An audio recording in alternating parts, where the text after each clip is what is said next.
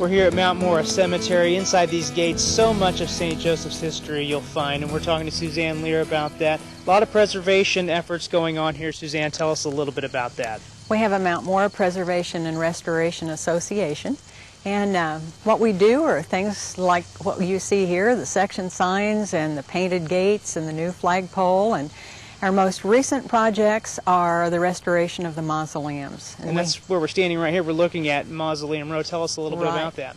We have 30 mausoleums in Mount Mora, and on Mount Mora Row, a mausoleum row, we have 21.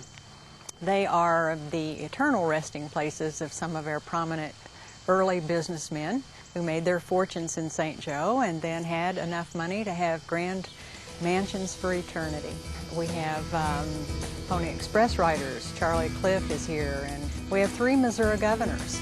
We're the only cemetery outside of St. Louis to have more than one governor. It's ironic that inside a cemetery is where all of St. Joseph's history seems to live. You've got all of this going on here, and part of that effort people will get to see with some of the events that you have going on. Tell us a little bit about those. Well, one of the things we do is our tours for school children, and we have many school groups come through.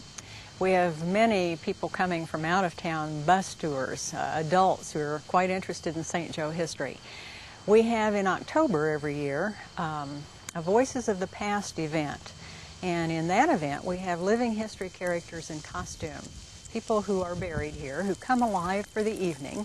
They come out and meet our visitors and tell their stories. In one year we had Dr. Vosteen, and she was quite interesting. She was the first female physician in St. Joseph. My husband and I came to America from Oldenburg, Germany. I was born there in 1823, but wanted to see better and bigger things in the United States. In the United States, we first landed at Philadelphia. So sadly, all of our belongings burned upon the dock.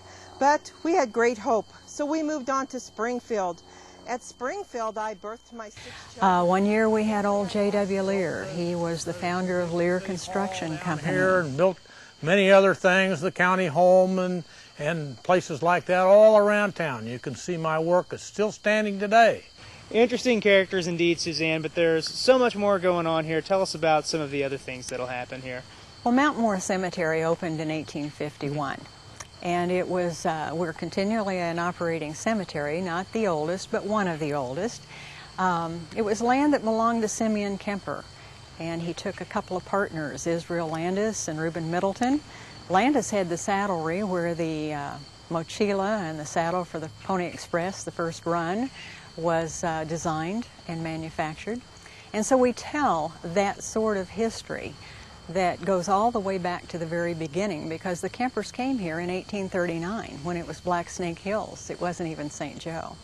And actually, Simeon Kemper stayed with Joe Rubidoux and became acquainted with him and thought it was a great place to raise a family, and went back home and got Jane Ann and their baby girl and came here and established their home. And that's how it all started, and there's that story, so many more that you can hear here at Mount Mora Cemetery. We'll put the phone number up on the screen for you, and you can call and arrange a tour and learn more about St. Joseph's history.